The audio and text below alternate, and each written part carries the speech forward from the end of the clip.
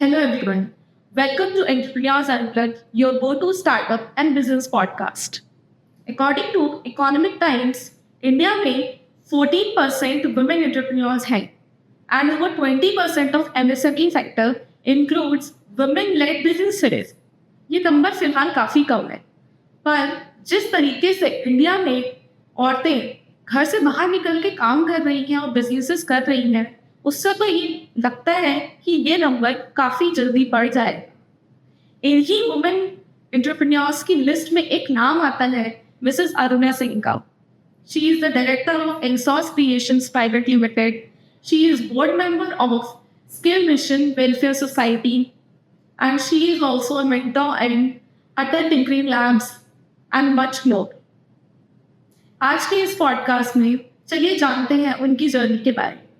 Hello everyone, आज हमारे साथ हैं एनसॉस क्रिएशंस प्राइवेट लिमिटेड से Mrs Aruna Singh ma'am. Welcome ma'am to our podcast. Thank you. So ma'am start करते हैं, पहले अपने बारे में आप कुछ बताइए। जी मेरा नाम अरुणा सिंह है और मैं एनसॉस क्रिएशन की को फाउंडर हूँ। एनसॉस क्रिएशन बेसिकली एक एडुटेक स्टार्टअप है और जिसमें हम एक्टिविटी किट और स्टैम्प किट्स की मैन्युफैक्चरिंग कर रहे हैं, जो ये किट बच्चों को स्किल डेवलपमेंट में बहुत हेल्प करती है और ये किट्स को हम गवर्नमेंट और प्राइवेट दोनों ही सेक्टर में सप्लाई कर रहे हैं। Okay ma'am. सो और अपने एजुकेशनल बैकग्राउंड और आप अपने एक्सपीरियंस के बारे में, जॉब बैकग्राउंड सब के बारे में प्लीज़ पूछो।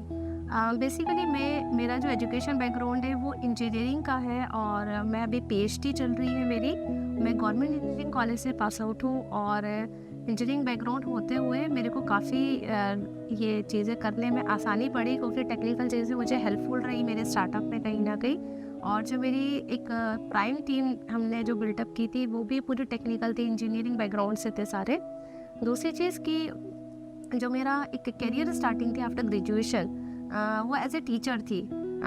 ड्यूरिंग टीचिंग मैं ट्रेनिंग लाइन में भी आई और जब मैं ट्रेनिंग करते करते मैं MHRD के प्रोजेक्ट से एसोसिएट हुई, जो कि मैंने नेशनल लेवल पे उसको कंडक्ट किया था। तब मुझे आफ्टर सम टाइम रियलाइज़ हुआ कि जो हम एजुकेशन सिस्टम है उसमें हम प्रैक्टिकल स्किल्स को कहीं ना कहीं बहुत फोकस करना चाहिए और उसी वजह से ये पूरी मेरी कंपनी की नींव रखी गई थी। Okay, very good ma'am. And ma'am आप बोर्ड मेंबर भी हैं स्किल मिशन वेलफेयर सोसाइटी के, उसके एक्सपीरियंस के बारे में कुछ इलेबोरेट कर सकते हैं? जी। स्किल मिशन वेलफेयर सोसाइटी एक रजिस्टर्ड NGO है जो कि जो हम स्किल की हम बातें करते हैं या जो स्किल पे हमारी कंपनी मैन्युफैक्चर कर रही है स्टैम्प किट्स, तो ये कहीं ना कहीं बच्चों के लिए है और बच्चों को एक तरीके से हर तरीके के जो भी वर्ग के बच्चे हैं, चाहे वो रूरल एरिया के ही क्यों ना हो, उन तक को हक है कि वो उन चीज़ों को समझ सके, अपनी प्रैक्टिकल स्किल्स को डेवलप कर सके। तो जो स्किल मिशन वेलफेयर सोसाइटी है उसके द्वारा हम फ्री ऑफ कॉस्ट इन जो रूरल एरिया या रिमोट एरिया के जो बच्चे होते हैं उनको ये सारी स्किल की ट्रेनिंग या स्किल से रिलेटेड जो भी उन लोगों को हेल्प रहती है वो हम प्रोवाइड कराते हैं। तो NGO का मेन पर्पस है कि बच्चों को इस तरीके से हम स्किल्स में ट्रेन कर पाएँ। ओके मैम, जैसे आपने बताया कि एनसॉस क्रिएशंस में आप लोग टॉयज़ क्रिएट करते हैं, लाइक सस्टेनेबल टॉयज़ कह सकते हो आप, है ना? सो मैम इसका आइडिया आपके पास कहाँ से आया? बिल्कुल, जब कंपनी की स्टार्टिंग हुई थी तब तो ये आइडिया नहीं था हम लोगों के पास। उस समय हमने टॉयज़ के बारे में सोचा भी नहीं था। बट बाय द टाइम जब हम इस ट्रेनिंग से हमने स्टार्टिंग की थी जिसमें हमारी खुद की एक जो डेवलप किट थी, हम उसके ऊपर ट्रेनिंग करवाते थे बच्चों को या कॉलेज के बच्चों को भी।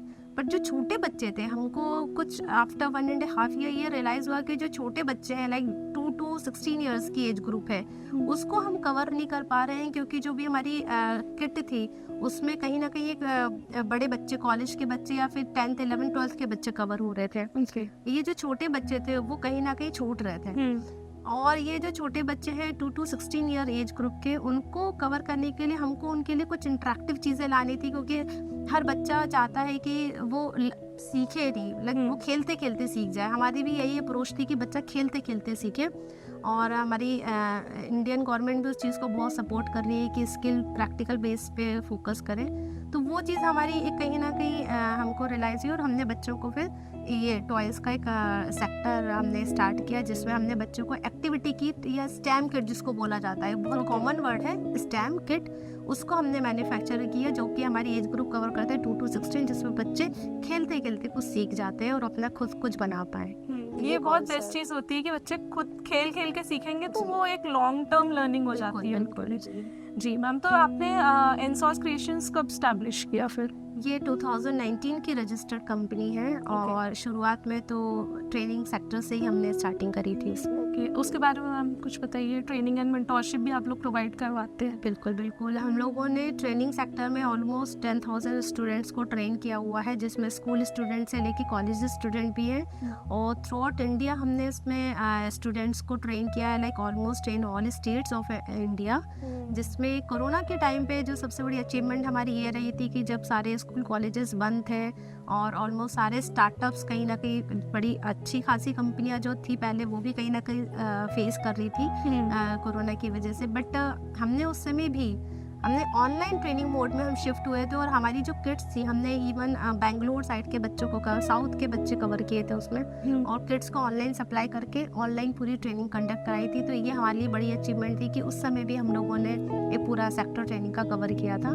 और जिसमें हमने बहुत सारे ऐसे स्टेट्स हैं जहाँ पे ट्रेनिंग सेक्टर अभी या ट्रेनिंग बच्चों को स्किल ट्रेनिंग पे फोकस नहीं कर पा रहे हैं, तो वो हमने स्टेट्स को कवर करने की कोशिश करी है। नॉर्थ ईस्ट एरिया तक जो कि काफ़ी रिमोटली या 7 सिस्टर्स की हम बात करें तो उन एरिया को भी हमने कवर किया हुआ है, जो कि कहीं ना कहीं स्किल से बहुत अनटचेबल हो जाते हैं। तो ये हमारी हमेशा नॉर्थ ईस्ट रीजन एक ऐसा रीजन हो जाता है जो कहीं ना कहीं लैग बिहाइंड करता ही रहता है हर चीज़ को लेके, बट वहाँ पे अगर आप लोगों ने किया है तो that is very good thing to do. Also ma'am, अब बात करते हैं आपकी जर्नी के बारे में। सो आपने बीइंग अ बिजनेस वूमेन, आपने मैम इनिशियल फेज में अपने क्या क्या चैलेंजेस फेस किए अपनी एंटरप्रेन्योर जर्नी में? सबसे बीइंग अ वुमन एंटरप्रेन्योर तो सबसे पहले ये कन्विंस करना अपनी खुद की फैमिली को कि मैं एक जॉब नहीं करना चाह रही हूँ और मैं एक बिज़नेस करना चाह रही हूँ। ये मेरी फैमिली को एक्सेप्ट करने में, स्पेशली मेरे पेरेंट्स में अगर बात करूँ तो उनके लिए थोड़ा टफ था, क्योंकि basically I belong to a service class family. एक मैं सर्विस क्लास फैमिली से बिलोंग होते हुए, तो वो उनका एक माइंडसेट है कि हमने जॉब करी, हमारे बच्चे भी जॉब करेंगे। एक सिक्योरिटी जॉब में ही उनको दिखती है, वो सिक्योरिटी वो कभी बिजनेस में इमेजिन ही नहीं कर पाते हैं, क्योंकि मैं एक बिजनेस बैकग्राउंड से बिलोंग नहीं करती हूँ।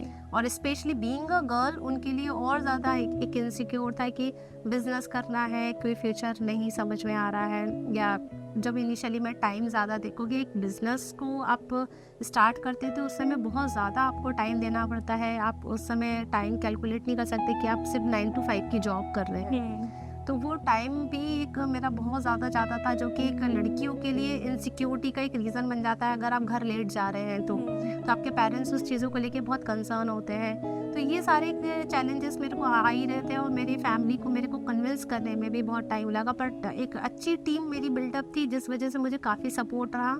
और वो चीज़ बाय द टाइम थोड़ा 1 साल मुझे उन्हें ज़रूर लगा मेरे पेरेंट्स को एक्सेप्ट करने में, but by the time they accepted कि she is in the good thing. हाँ, क्योंकि जैसे अगर हमारा बैकग्राउंड जॉब का या सर्विस क्लास का होता है तो उनका एक वो रहता है कि एक फिक्स्ड अमाउंट तो आपके पास आ ही रहा है ना, उसमें आपका खर्चा चल जाएगा। बट जैसे अब जब बिजनेस में शिफ्ट करते हो तो उन्हें लगता है कि बिजनेस में लॉस होगा, प्रॉफिट होगा, आप कैसे कोप अप करोगे, कोई फिक्स्ड अमाउंट आना नहीं है। सो मे बी उस थिंकिंग की वजह से वो थोड़ा सा सोचते हैं कि बच्चे की सिक्योरिटी हमारे लिए ज़्यादा ज़रूरी है, फाइनेंशियल सिक्योरिटी की बात करें तो जी मैम, ये चीज़ तो होती ही है। एंड मैम, जैसे कि being a business women in business in India specifically, इस पे क्या ओपिनियन है आपका? अभी जैसे कि मैम अभी मैं लास्ट 1.5 या 2 इयर्स की बात करूँ, जिस तरीके से इंडिया में आफ्टर कोरोना जिस तरीके से स्टार्टअप्स कंपनियाँ, क्योंकि हमारी इंडियन गवर्नमेंट कहीं ना कहीं सेल्फ सस्टेनेबिलिटी को सपोर्ट कर ही रही है, और जिस तरीके से लड़कियां आगे आ रही है बिजनेस में, ये रियली बहुत बड़ा अचीवमेंट है मैं बोल सकती हूँ इंडिया के लिए।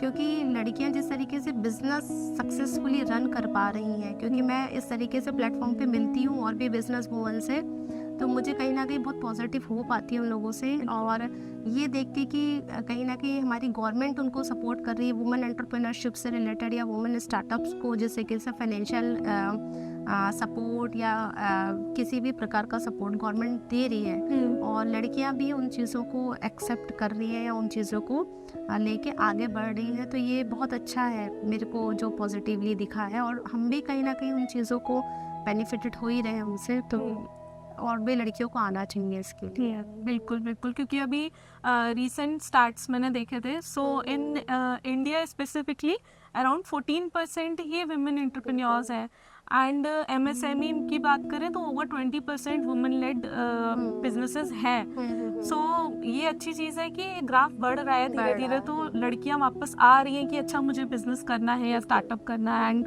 पुट थ्रू कर रही हैं लोगों के सामने कि हाँ मुझे करना है ये चीज़। ठीक है मैम, एंड एक क्वेश्चन और, जो जनरल टर्म्स में जो आज की डेट में बहुत बड़ा कंसर्न चल रहा है, be it news be it anything, but लोगों के माइंड में ये चीज़ है कि are women really safe at work places? Ma'am अपने जिस जगह मैं काम कर रही हूँ, जिस उस घर का मैं एक्सपीरियंस अगर शेयर करूँ तो मुझे बहुत ही सेफ फील होता है। लाइक आप एक सिटी टू सिटी डिफ़र होती हैं सारी चीज़ें, एक रीज़न टू रीज़न डिफ़र हो जाती है, बट स्टिल एक कंसर्न तो बना ही रहता है सेफ्टी रीजंस को लेके, क्योंकि हम लेट नाइट नहीं रुक सकते हैं बहुत ज़्यादा। अगर हमें काम भी है तो we have to wind up as soon as possible, वो वाली कंडीशन आ ही जाती है कहीं ना कहीं। बट ये है कि हाँ थोड़ा सा एक इनसिक्योरिटी रीज़न बना ही रहता है कि आप लेट नाइट वर्क नहीं कर सकते हैं, आपको टाइमली निकलना है, आपका कितना भी इम्पोर्टेंट चीज़ें हैं, but you have to leave office on time. बिल्कुल एक कंडीशन अप्लाई चलती है, इसलिए आप थोड़ा सा तो एक तरीके से अपन ये कह सकते हैं कि बाकी चैलेंजेस के साथ में ये एक चीज़ और ऐड हो गई है। रीज़न है अभी तो ये मैं मान के ही चलूँगी कि क्योंकि है जब तक इंडिया इस चीज़ों से फ्री नहीं हो जाता, क्योंकि हमारी खुद गवर्नमेंट हम हर स्टेट्स की न्यूज़ देखते हैं, हर जगह के देखते हैं, तो हम जिस जगह रह रहे हैं, जिस कंट्री में है, और वहाँ पे अगर किसी के साथ एक पर्सन के साथ भी कुछ होता है तो ऑब्वियस ही बात है कि दूसरी लड़कियाँ जो चीज़ें सुन रही है उनके मन में एक क्वेश्चन तो अपने आप के लिए आ ही जाता है कि हम कितने सेफ हैं। बिल्कुल। तो वो एक क्वेश्चन जब ये न्यूज़ आनी बंद हो जाएंगी, जब इस तरीके की घटनाएं घटनी बंद हो जाएंगी हमारी कंट्री में, तब शायद हम कुछ अपने आप को सेफ फील कर पाएंगे। बट टिल हमको एक क्वेश्चन हमेशा ही रहेगा। ये एक क्वेश्चन हर लड़की के माइंड में पहले भी था, अभी भी, बट अभी कुछ सिचुएशंस आने की वजह से, कुछ केसेस सामने आने की वजह से और ये चीज़ें बढ़ रही हैं।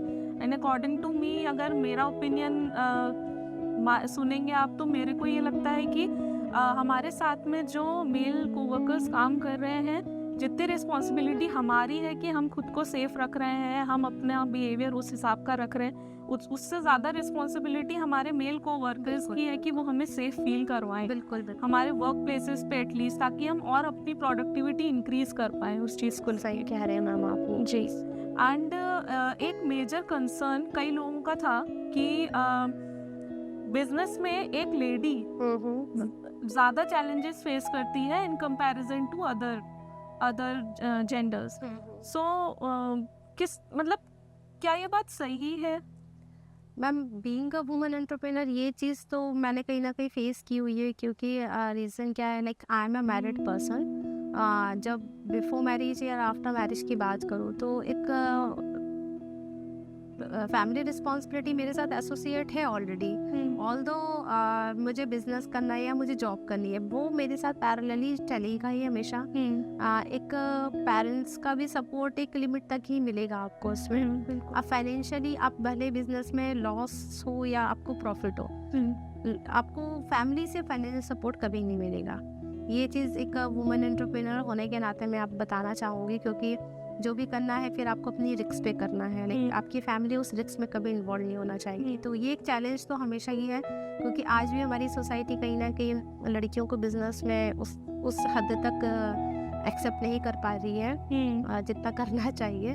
तो ये बाय द टाइम शायद सारी चीज़ें इम्प्रूव हो सकती हैं। ऐसा कह सकते हैं कि लोग ट्रस्ट कम करते हैं, trust come women in business में। फाइनेंशियल आप इन्वॉल्वमेंट आप किसी का ले नहीं सकते और कोई आपको दे नहीं सकता इसमें बहुत ज़्यादा, ये आपको अपने सेल्फ रिस्क पे ही करना पड़ेगा जो भी। बट स्टैटिस्टिक्स के अकॉर्डिंग अगर देखें तो प्रॉफिट जो इतना आया है उसमें वुमेन एंटरप्रेन्योर्स के जो वुमेन बिजनेसेस हैं उनका ज़्यादा है। उसके बाद भी ट्रस्ट इश्यूज हैं।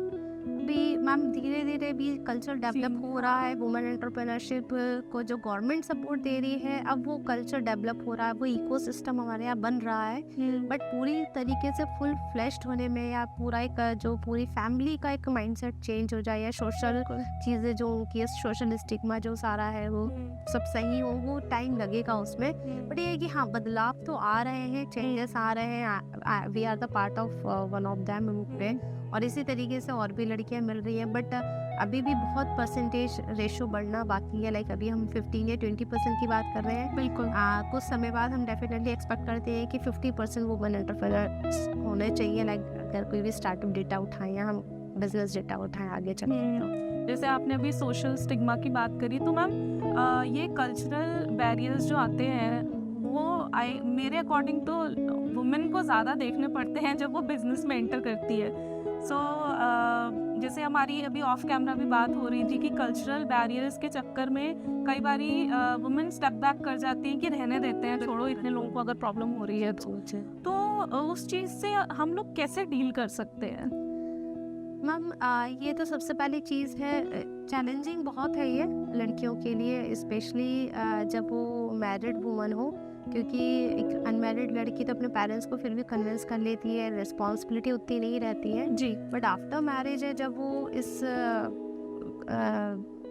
नए रिलेशंस में होती है या उनके और भी रिलेशंस बनते हैं फैमिलीज़ के साथ, तो वो चीज़ें होती हैं कि उनकी खुद लोगों की एक्सपेक्टेशंस जो लड़की से या लगी रहती हैं उनको फुलफ़िल करना उसके लिए वो चैलेंजिंग हो जाता है कि आप एक बीइंग अ बिजनेस वुमन आप वो चीज़ें बैलेंस करेंगे कि आप उनकी सारी चीज़ें लाइक आफ्टर मैरिज आपको घर की रिस्पॉन्सिबिलिटी तो है, रनिंग जो भी है घर की, और साथ ही साथ लाइक बच्चे को लेके रहती है, आप अपने करियर को एक पूरी कंडीशन, घर की कंडीशन लेके आपको बढ़ाना पड़ता है कि आप अभी कर सकते हैं नहीं कर सकते हैं, आपको बिजनेस रन करना है तो उसमें क्या प्रॉब्लम आएगी, कितना लंबा गैप आप ले सकते हैं, फाइनेंशियल भी आपको थोड़ा सा सारी चीज़ें मैनेज ही करनी पड़ती हैं। तो ये है थोड़ा सा बीइंग अ मैरिड वुमन, ये होता है कि आप बहुत सारी चीज़ों में आप ऐसे रिप्रेजेंट नहीं कर पाते जैसे आप फ्लैश करना चाहिए। बेसिकली कि अगर वुमेन को अपना करियर देखना है, अगर वो एम्बिशियस है तो उसका करियर एक टर्म्स एंड कंडीशंस अप्लाइड वाली सिचुएशन में आ जाता है कि ये पॉइंट्स आपके ऊपर अप्लाई होने ही है, उसके अलावा आप देख लो अब कैसे करना है। ये इसको डील करने का तो मैम यही तरीका है कि आप अपने फैमिली में बात करिए, उनको समझाइए या उनसे एक टाइमलाइन लीजिए, उस टाइमलाइन में अपना बिजनेस डेवलप करने की कोशिश करिए कि एक माइलस्टोन आप डिसाइड करिए। लाइक एक छोटे छोटे माइलस्टोन हम डिसाइड कर रहे हैं, उस छोटे छोटे माइलस्टोन को अगर हम कवर अप करते जा रहे हैं तो फिर प्रोफेशनल या फिर जो स्टार्टअप जर्नी हमारी और जो हमारा खुद की पर्सनल लाइफ है वो बैलेंसिंग वे में हम मैनेज कर पाएंगे। अभी मेरी तो यही कोशिश रहती है, छोटे छोटे माइलस्टोन को हम कवर करें और पर्सनल लाइफ को भी हम बैलेंस करते जाएं, और वो एक सेम कंसर्न से ही आती है। लाइक आप अपने पार्टनर के साथ मिलें, बात करें, वो सारी सबसे एक मेजर पॉइंट तो ये हो जाता है कि आपका पार्टनर आपको कितना सपोर्ट कर रहा है, क्योंकि बाकी चीज़ों से आप फिर भी डील कर लोगे बट अपने पार्टनर से कैसे डील करोगे, सबसे बड़ी बात वो है। जी, तो ma'am coming back to your business, आपका जो एनसॉस क्रिएशंस प्राइवेट लिमिटेड, ये एक बूटस्ट्रैप है या आपने इन्वेस्टमेंट पिक करी थी, फंडिंग रेज करी थी, फाइनेंसेस का क्या सीन था आपके स्टार्टअप में? जी मैम ये सेल्फ फाइनेंस बिजनेस है बेसिकली। ओके, इसमें एक्चुअली एक सब्सिडाइज लोन है गवर्नमेंट का जो हमने सीख किया था, और उस लोन को लेने के बाद एक मैन्युफैक्चरिंग यूनिट जो हमारे टॉयज स्टेम किट से रिलेटेड है, जिसको हम एजुकेशनल टॉयज या हम में जनरल वर्ड बोल देते हैं एजुकेशनल टॉय, अदरवाइज ये स्टेम किट ही है। तो इसकी हमने मैन्युफैक्चरिंग एक सब्सिडाइज लोन्स के साथ स्टार्ट करी थी, जिसकी EMI हम आज भी पे कर रहे हैं, बट स्लोली अब हम प्रॉफिट की तरफ बढ़ रहे हैं इसमें, और बाय द टाइम हमको लगता है कि हम इसमें अच्छा कर पाएंगे, जो लोन हम जल्द से जल्द जमा कर पाएंगे और आगे एक्सपांशन का समझ पाएंगे इसको लेके। जी मैम। एंड जैसे आपने बोला गवर्नमेंट स्कीम्स का आपने प्रॉफिट लिया था, लाभ लिया था, तो ऐसी कोई गवर्नमेंट स्कीम्स हैं जिसके लिए वुमेन एंटरप्रेन्योर्स के लिए स्पेसिफिकली बाट करें तो, या फिर जनरली भी अगर आपके माइंड में अभी कोई हो गवर्नमेंट स्कीम्स तो आप बिल्कुल बिल्कुल, इसमें अभी गवर्नमेंट तो लड़की और महिलाओं के लिए स्पेशली स्कीमें निकाल ही रहे हैं। और अभी एग्जैक्टली महिलाओं के लिए कुछ ऐसी स्कीमें हैं जिसमें ज़्यादा परसेंटेज मिलता है बेनिफिट्स का। जैसे कि मुद्रा लोन की मैं बात करूँ, रूरल एरिया की अगर लड़की है या रूरल उससे वुमन एंटरप्रेनर ही है तो भी कंपैरेटिवली लड़कों से ज़्यादा गवर्नमेंट उनको सब्सिडी दे रही है।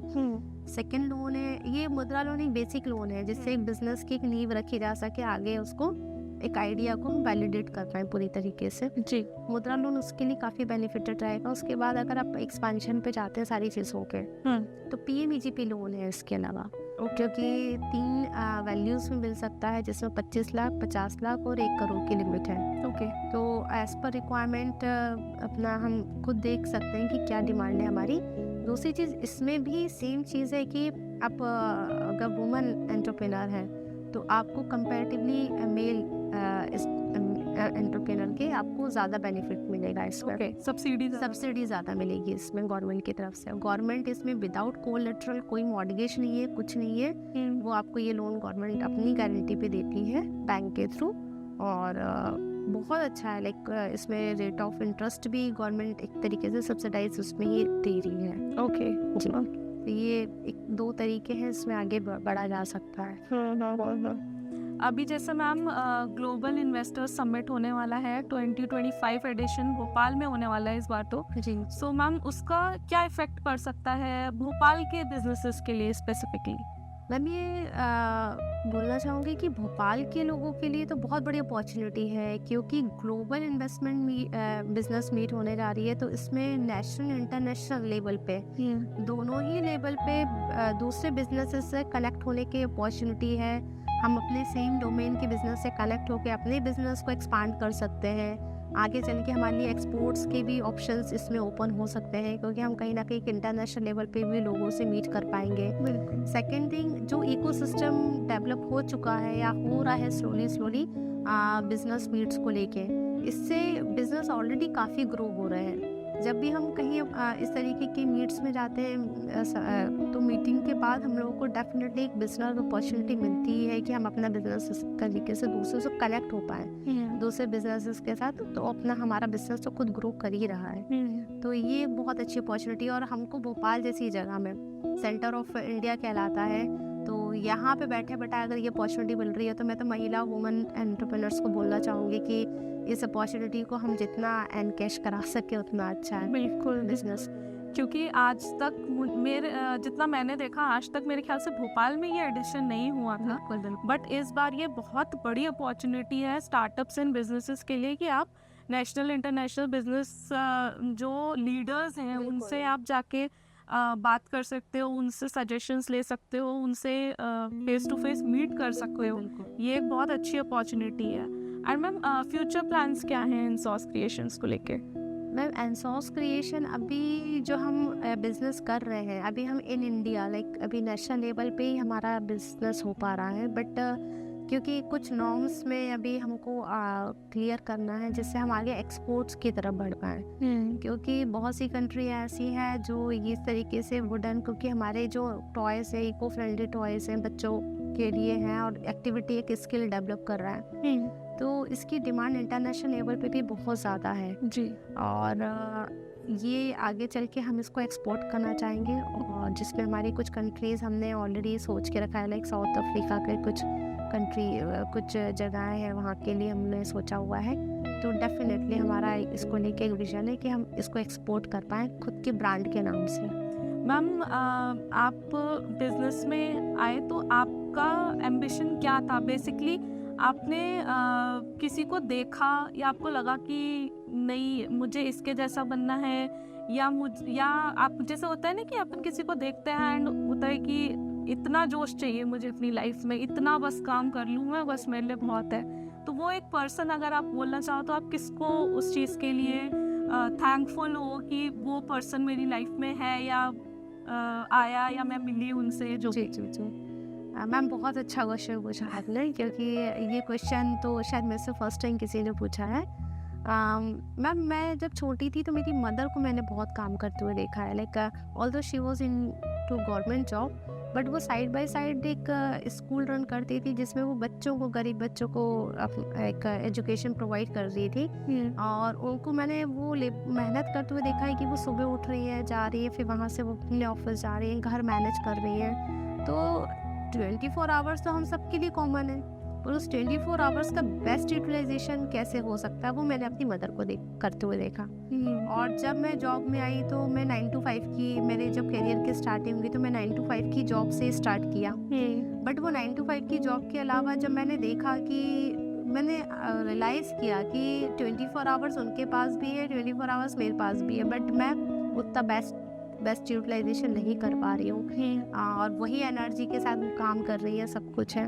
उनको देख के मैं बहुत मोटिवेट हुई, और ये जो पूरी बिजनेस के स्टार्टिंग या नींव है जो बोलना चाहिए, ये कहीं ना कहीं उन्हीं के मोटिवेशन को, उनको ही देख के मोटिवेट हुई, और वहीं से मेरे को स्टार्ट हुआ कि मुझे कुछ करना चाहिए। Like 9 to 5 job is open for me और मैं एट एनी एज, है ना, अगर मैं स्किल्ड हूँ या मुझे मालूम है तो मैं कभी भी कर सकती हूँ। True, why not into the business. और इसमें फिर हमने जो टाइम दिया तो वो आज भी मैं 12-15 घंटे नॉर्मल देती हूँ। लाइक 12 अगर मैं जॉब करूँ तो 9 to 5 आवर्स मेरी जॉब कंप्लीट हो जाए, but as a startup, as a business woman, I don't count number of hours how many I giving to my work.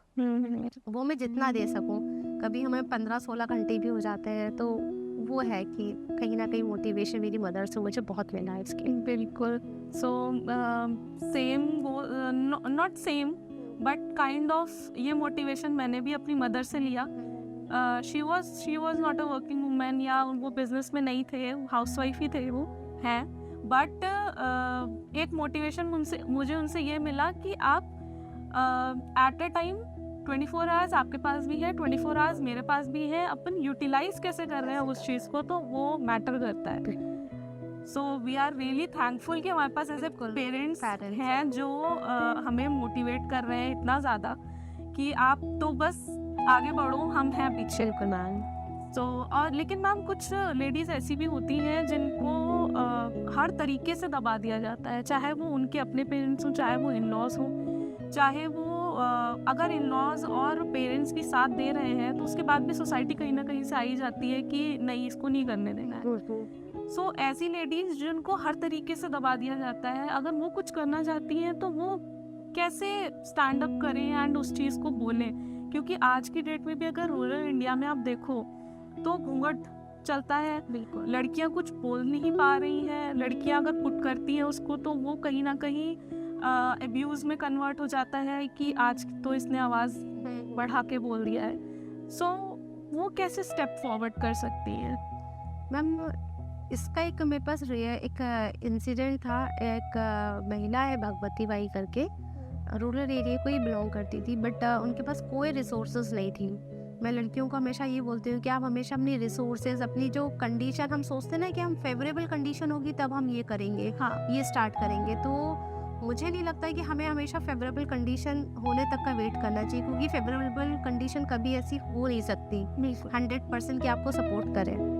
तो अब जहाँ है, जैसे हैं, वहाँ से स्टार्ट करने का सेल्फ मोटिवेशन रखें। क्योंकि इसके लिए एक बहुत बड़ा एग्जाम्पल है कि एक गांव की महिला जहाँ पे कोई रिसोर्सेज नहीं है, इलेक्ट्रिसिटी जो बेसिक चीज़ें जहाँ पे अवेलेबल नहीं है, लाइक इलेक्ट्रिसिटी, जैसे हम वाटर रिसोर्सेज की बात करें, इलेक्ट्रिसिटी नहीं है, पानी नहीं है, वहाँ से एक अगर महिला बिजनेस डेवलप कर सकती है तो हम जहाँ पे भी हैं, हम, मुझे लगता है कि कोई भी व्यक्ति आज भारत में जितनी भी महिलाएं कहीं पे भी है, हम अपने आप को बेटर कंडीशन में देख तो पा रहे हैं। बिल्कुल। हम लैक ऑफ रिसोर्सेज तो सफ़र नहीं कर रहे हैं एटलीस्ट, तो हम उन चीज़ों को ध्यान में रखते हुए अपनी को सेल्फ मोटिवेट करें, और चीज़ों को अपने फेवरेबल ना भी है तो भी हम एक स्टेप बढ़ने की कोशिश तो करें। तो मुझे ऐसा लगता है कि हमको बढ़ने की कोशिश ज़रूर करते रहनी चाहिए। फेवरेबल कंडीशन का वेट नहीं करें। क्योंकि वो कंडीशन कभी नहीं आती है कभी नहीं बन और सकती। बन नहीं सकती। 100% कभी सपोर्टिव चीजें रहेंगी नहीं। आपको कहीं ना कहीं एक स्टेप बढ़ना ही पड़ेगा। बिल्कुल। और आज की डेट में तो गवर्नमेंट भी इतना पुश कर रही है कि वुमेन बिजनेस में आए, करें बिजनेस। तो आप जाके उनसे भी बात कर सकते हो कि ये कंडीशन है मेरे साथ और आप मुझे कुछ सॉल्यूशन बताओ इसका कि मुझे कैसे करना है। सो हो सकता है वो लोग भी हेल्प करें इस चीज़ को लेकर। बिल्कुल मैम, गवर्नमेंट तो सपोर्ट कर ही रही है। इसलिए बहुत सारी स्कीम्स जो है लड़कियों के लिए, वुमेन एंटरप्रेन्योर्स के लिए आई हुई है। स्पेशली उन वर्गों को भी गवर्नमेंट सपोर्ट कर रही है जो कि रूरल एरिया या इस तरीके से बिलोंग करते हैं, जिसमें SC/ST कम्युनिटी को भी बहुत गवर्नमेंट ने सपोर्ट दिया हुआ है। इसमें सारी लड़कियों को जो फाइनेंशियल बेनिफिट्स दिए जा रहे हैं स्टार्टअप्स के लिए, ये बेनिफिट्स के बारे में इनको जानकारी रहे तो वो डेफिनेटली इससे एक आउटपुट सही जनरेट कर पाएंगे। जी। सो मैम, अब हम अपने पॉडकास्ट के एंड पे हैं। सो हमारा यही फॉर्मेट है, एंड में हम अपने सक्सेसफुल स्टार्टअप एंटरप्रेन्योर से पूछते हैं कि वो एक एडवाइस दें। सो आप स्पेसिफिकली वुमेन एंटरप्रेन्योर्स को क्या एडवाइस देना चाहोगे? मैम बस यही एडवाइस देना चाहूँगी कि अगर आपके पास कुछ इस तरीके का आइडिया है जो आपको अंदर मन में लगता है कि आप उससे बिजनेस डेवलप कर सकते हैं, तो उस आइडिया को डेफिनेटली आप अपने फ्रेंड सर्कल में शेयर कीजिए। उस आइडिया को ऐसी टीम के साथ आप शेयर कीजिए जहाँ पे वो वैलिडेट हो पाए। और अगर कोई अपॉर्चुनिटी आपको ऐसी लगती है कि मैं इससे आगे बढ़ सकती हूँ, तो उस अपॉर्चुनिटी के लिए आप डेफिनेटली आगे मेहनत करिए। गवर्नमेंट आपको सपोर्ट कर रही है, बैंक्स आपको सपोर्ट कर रही है। MP स्टार्टअप जैसे मैंने खुद ने के बेनिफिट्स लिए हुए हैं, तो वहाँ से बहुत सारा एक बिज़नेस ग्रो हुआ है। नेशनल इंटरनेशनल लेवल पे भी गवर्नमेंट इस तरीके से मीटिंग, समिट्स या बिज़नेस मीट करके हमें अपॉर्चुनिटी दे रही है, तो हम उन चीज़ों को भी फ़ायदे ले सकते हैं और अपने खुद का एक बिज़नेस अच्छा खासा हम डेवलप कर सकते हैं। और ये एक सजेशन रहेगा लड़कियों के लिए, इर्रिस्पेक्टिव वो किस डोमेन में है, टेक्निकल नॉन टेक्निकल कोई भी हो सकता है, इससे कोई फ़र्क नहीं पड़ता। बस आपका एक बिजनेस वैलिडेट होना चाहिए। सो मैम, काफ़ी सारे इंसाइट्स और नॉलेज हमें मिला इस पॉडकास्ट से, क्योंकि being a business woman my self मुझे काफ़ी कुछ सीखने को मिलता है, क्योंकि मैं तो लगभग आपको डेली ही देखती हूँ, तो मुझे लगता है कि आप कितनी मेहनत कर रहे हो, वो हर चीज़ वो शो करेगी at the end of the day. Thank you so much. So hopefully आगे आपके साथ 1-2 पॉडकास्ट और हम लोग प्लान करते हैं। जी। So this is all for this podcast. Thank you so much for watching. इनके साथ ये पॉडकास्ट शूट करने के बाद मुझे एक चीज़ तो ज़रूर सीखने को मिली कि एक औरत अगर ठान ले तो वो अपने गोल्स को अचीव करके ही रहती है, चाहे कोई भी कितने भी बैरियर्स क्यों ना लगाए। ऐसे ही इंसाइटफुल पॉडकास्ट के लिए stay tuned with us. Thank you for watching.